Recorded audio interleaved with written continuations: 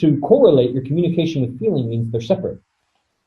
And if they're going to be separate, if I'm going to operate from that mindset or that system of thinking, then I'm going to feel how it would feel if it went the way I wanted it to go. And then I'm going to communicate from that feeling.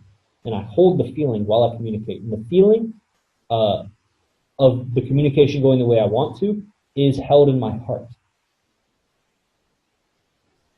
And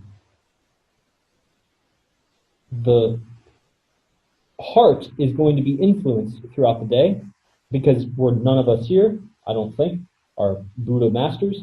And so there's some influence that's happening on my heart space. And